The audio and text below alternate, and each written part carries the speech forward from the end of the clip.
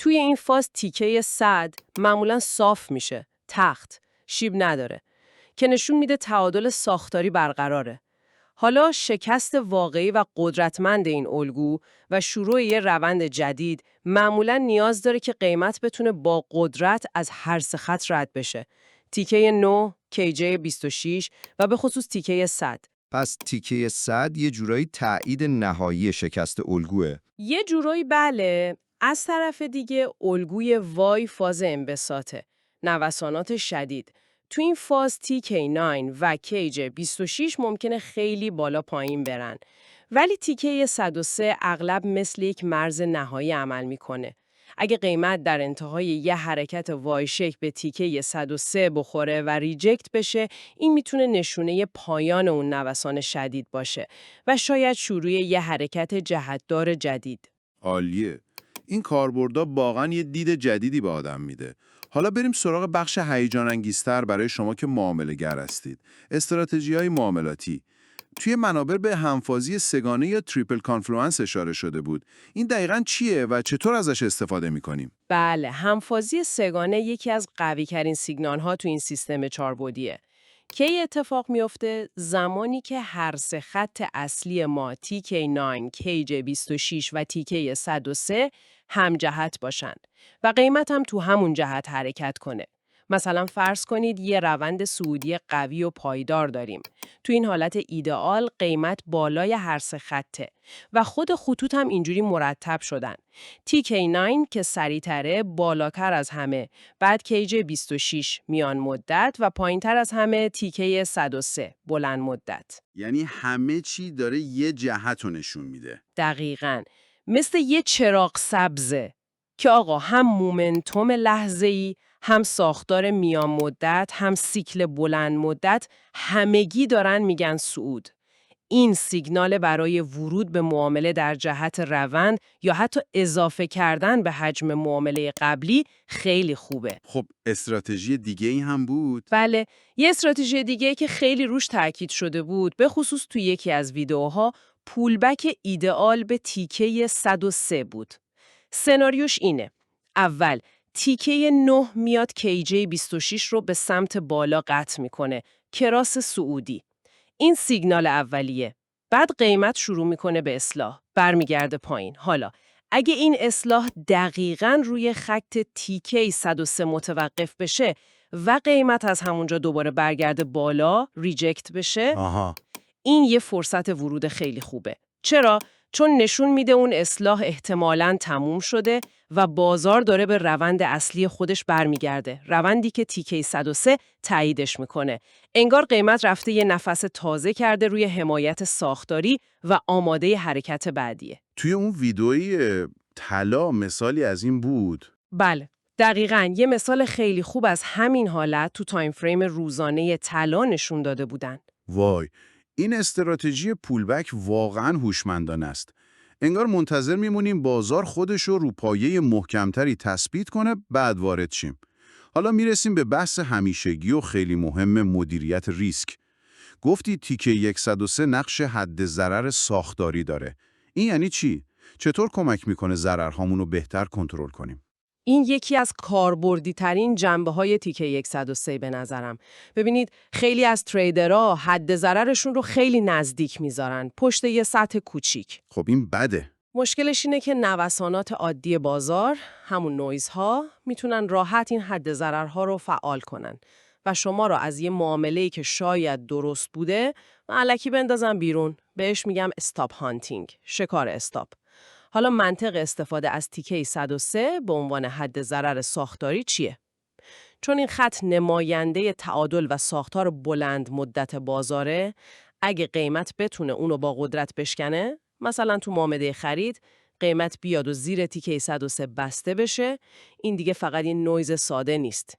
این یه سیگنال قویه که ساختار بازار احتمالاً عوض شده و اون فرض اولیه شما برای ورود، مثلا صعودی بودن روند، دیگه اعتبار نداره. پس حد ضرر رو کجا بذاریم؟ استراتژی اینه که حد ضرر یا SL رو بذاریم کمی اون طرفتر از خط تیکه 103. مثلا چند پیپ یا چند واحد پایینتر از تیکه 103 تو معامله خرید. مزیت بزرگش چیه؟ شما به معاملتون فضای نفس کشیدن بیشتری میدید. از شرع اون نویزهای بین تیکه 9 و کیجی 26 راحت میشید. حد ضررتون فقط زمانی فعال میشه که واقعاً یه اتفاق ساختاری مهم افتاده باشه. که این میتونه وین ریت رو بالا ببره قاعدتاً. بله. و از ضررهای بیمورد جلوگیری کنه البته. یه نکته مهم اینه که باید حجم معاملتون رو جوری تنظیم کنید که این فاصله بیشتر حد ضرر ریسک کلی حسابتون رو خیلی زیاد نکنه. درسته، مدیریت حجم خیلی مهمه اینجا.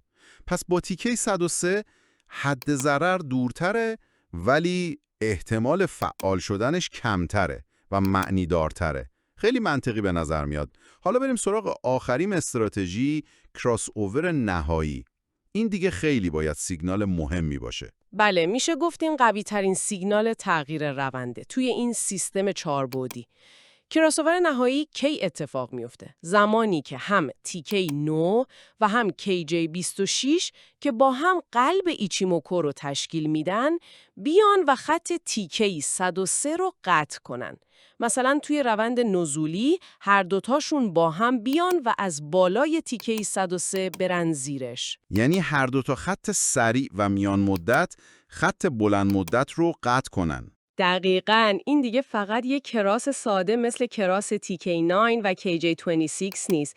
این یه جور اعلام رسمیه که آقا نیروهای ساختاری بلند مدت بازار دارن تغییر جهت میدن. انگار کاپیتان کشتی TK 103 هم مسیرش رو عوض کرده. به همین خاطر این سیگنال خیلی قدرتمنده و معمولاً شروع یه روند جدید و پایدار رو نشون میده. میشه ازش برای ورود به پوزیشن‌های بزرگتر یا معاملات با دید بلند مدت‌تر استفاده کرد. مثلا معاملات سوینگ یا حتی پوزیشن تریدینگ. فوق‌العاده است. انگار تمام لایه‌های بازار دارن با هم همصدا میشن. خیلی خوب. خب، حالا برگردیم به اون تحلیل‌های ویدیویی، مخصوصاً اونایی که روی طلا بودن. چه نکات عملی بیشتری از دل اون ویدیوها میشه درآورد که به درک بهتر این سیستم کمک کنه؟ حتماً اون ویدیوها چند تا نکته خیلی خوب داشتن. یکی از تحلیل‌ها خیلی قشنگ نشون میداد که چطور ریجکت شدن قیمت طلا از خط تیکه 103 تو تایم روزانه وقتی با چیزای دیگه ترکیب میشد چقدر قوی بود.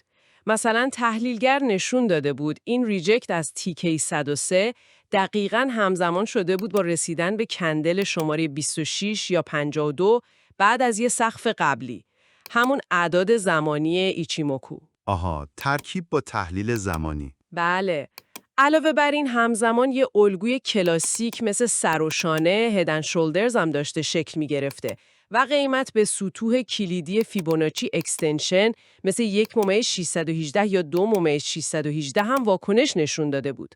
خب، ترکیب همه اینا با هم یه سناریوی نزولی خیلی قوی برای طلا ساخته بود. پس ترکیب ابزارها خیلی مهمه. نکته بعدی چی بود؟ همزمان تایم فریم ها بود که قبلا هم اشاره کردیم. همون بحث پروکسی بودن TK 103 یادتونه؟ اینجا خودشو نشون میده. مثلا میگفتن اگه قیمت تو تایم 1 ساعته داره از TK 103 ریجکت میشه، حتما برید 4 ساعته رو هم نگاه کنید. اگه همزمان ببینید که تو 4 ساعته قیمت داره از KJ 26 که مرکز ثقل اون تایم فریمه ریجکت میشه، یعنی سیگنال تقویت میشه. دقیقاً چندین برابر اعتبار پیدا میکنه. انگار ساختارهای زمانی مختلف دارن یه پیامو میدن. و نکته سوم در مورد ابر کومو بود. بله، یه نکته ظریف هم در مورد ارتباط تیکه 103 با ابر کومو. میگفتن اگه خط تیکه 103 وارد ابر کومو بشه یا قیمت از تیکه 103 رد بشه در حالی که خود تیکه 103 داخل ابره، این میتونه البته تحت شرایط خاصی سیگنال ادامه روند باشه. چه شرایطی؟ مثلا اینکه ابر کومو تو تایم فریم پایین‌تر یهو تغییر فاز نداده باشه، سویچ نکرده باشه از صعودی به نزولی یا برعکس.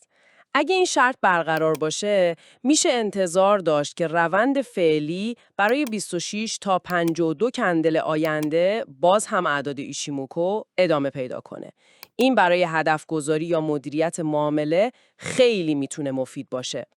چقدر جزئیات دقیق و کاربردی و اون پیشبینی بلند مدت و یکم جسورانه برای قیمت طلا چی بود تو یکی از ویدیوها با تاریخ 18